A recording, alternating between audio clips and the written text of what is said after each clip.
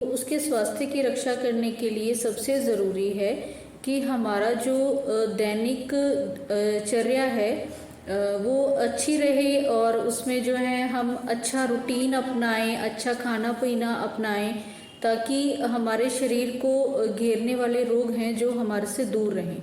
तो उसके लिए जो है आयुर्वेद में कुछ नियम बताए गए हैं।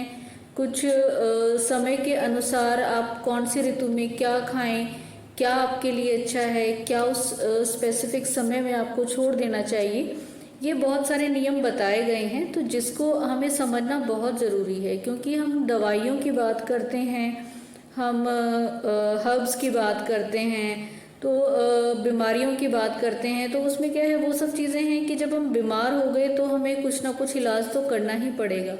लेकिन हम क्या करें कि हम बीमार ना पड़े। तो इसके लिए जो है आयुर्वेद में एक बहुत अच्छी टर्म का इस्तेमाल किया गया है, जो है ऋतुचर्या।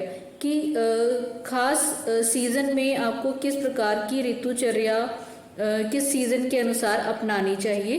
तो ऋतुचर्या की बात करने से पहले ये बहुत ज़रूरी है कि आपको मालूम हो कि किस समय कौन सी ऋतु चल रही है।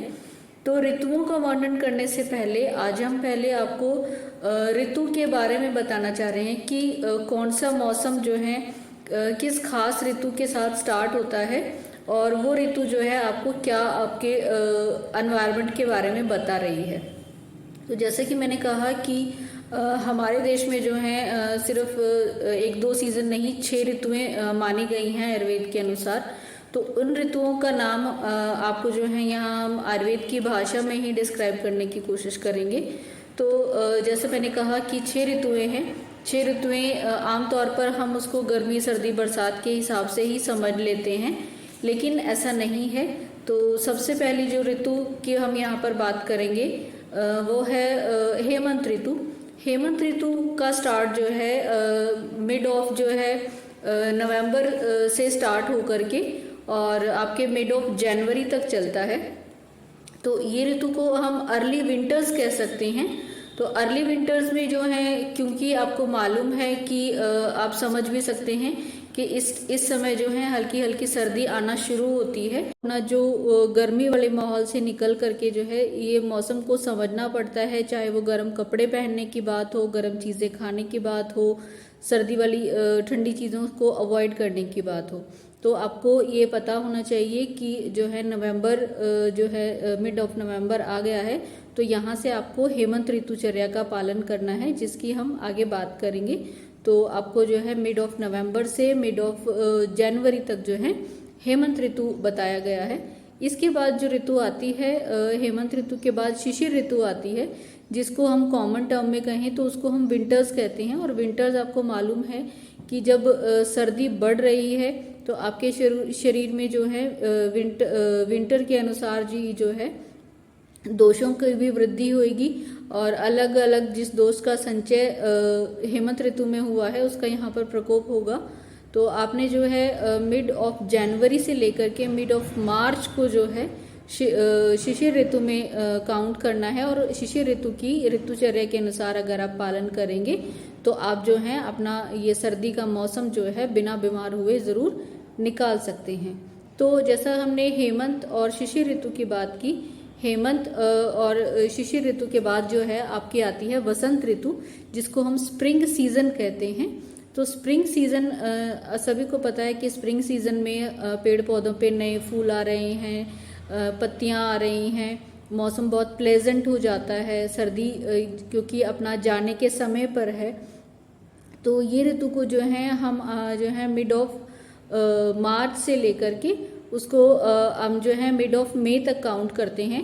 तो ये जो स्प्रिंग सीजन है ये आपको जो है बहुत प्लेजेंट फील देता है, लेकिन बहुत ज़रूरी है कि क्योंकि हम विंटर से निकल रहे हैं यहाँ पर हम अपनी दिनचर्या को बदलें।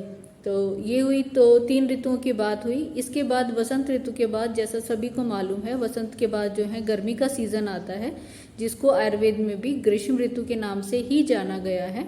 और ये सीज़न जो है आपका मिड ऑफ मई से लेकर के मिड ऑफ जुलाई तक काउंट किया जाता है। तो ग्रीष्म ऋतु में आपको बहुत ज़रूरी है कि एकदम से स्प्रिंग सीज़न और सर्दी जैसा जैसा ख़त्म होकर के जा रही है, आपको गर्मी की ऋतुचर्या जो है अपनानी है। आपके खाने पीने में भी आपको इस चीज़ का ध्यान रखना है। और क्योंकि गर्मी का सीज़न बहुत सारे इन्फेक्शंस को लेकर के आता है, तो आपको अपने लाइफस्टाइल में भी बहुत सारा चेंज करने की इसमें ज़रूरत पड़ेगी। तो आप ये जो हैं महीने जो हैं आप ज़रूर नोट करें कि मिड ऑफ मई से लेकर के मिड ऑफ जुलाई का मौसम जो है वो ग्रीष्म ऋतु में आता है। तो शिशिर, वसंत, ग्रीष्म ऋतु की बात कर ली है। और इसके बाद आती है हमारी जो है वर्षा ऋतु आती है। जैसे कि आपको मालूम है, वर्षा ऋतु को आम भाषा में मानसून कहा जाता है, रेनी सीजन। और रेनी सीजन अपने आप में, जैसा कि गर्मी के मौसम में इन्फेक्शंस आते हैं, गर्मी के इन्फेक्शन से थोड़ा सा और बढ़कर के वर्षा ऋतु अपने साथ बहुत सारे इन्फेक्टिव एनवायरनमेंट को लेकर के आती है। तो वहाँ पर भी जो है बहुत सारे आपके दोष जो हैं आपके शरीर में प्रकोप होता है अगर हम अपने लाइफस्टाइल का और अपने खाने पीने का ध्यान नहीं रखेंगे। हम बाहर की चीज़ें खाएंगे क्योंकि बारिश का मौसम है, और जो है अगर हम बाहर की चीज़ें खाते हैं वो जो है हमारे लिए भी ज़रूर बहुत सारी बीमारियां लेकर आती है, जिससे हमने बचना है। तो वर्षा ऋतु के बाद जो लास्ट सीजन हमारे लिए आता है, जो आयुर्वेद में जिसको शरद ऋतु नाम दिया गया है, और ये शरद ऋतु को हम आम भाषा में कहें तो ये पतझड़ की ऋतु है। और इसका जो टाइम है आपका जो है मिड ऑफ सितंबर से लेकर के मिड ऑफ नवंबर तक चले जाएगा।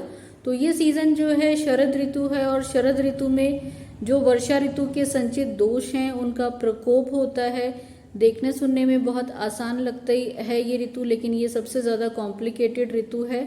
और क्योंकि मैंने कहा कि संचित दोषों का इसमें प्रकोप होता है, तो ये हमारे लिए बहुत सारी तकलीफ लेकर के आती है।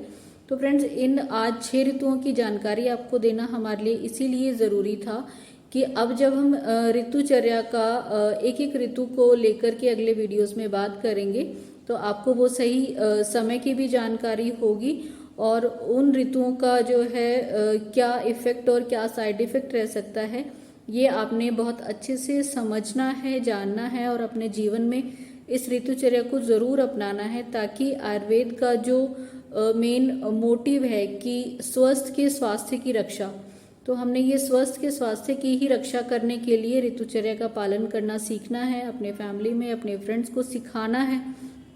तो फ्रेंड्स, आने वाली वीडियो में हम ज़रूर ऋतुचर्या की एक एक ऋतु को लेकर के उसमें आपको क्या डाइट और क्या अपने लाइफस्टाइल में चेंज करना है उसकी बात करेंगे। तो अभी आप ये ऋतुचर्या की 6 ऋतुओं को ज़रूर, इनके नाम आपको याद ज़रूर हो गए होंगे, और आगे जब हम डिटेल में चर्चा करेंगे तो आप इसको और भी बहुत अच्छे से दोषों के प्रकोप और संचय के अनुसार समझ पाएंगे। थैंक यू फ्रेंड्स, उम्मीद है आपको आज की वीडियो पसंद आई होगी। वीडियो पसंद आई तो प्लीज़ चैनल को लाइक, शेयर व सब्सक्राइब कर दें। Thank you so much for watching. Stay healthy, live well.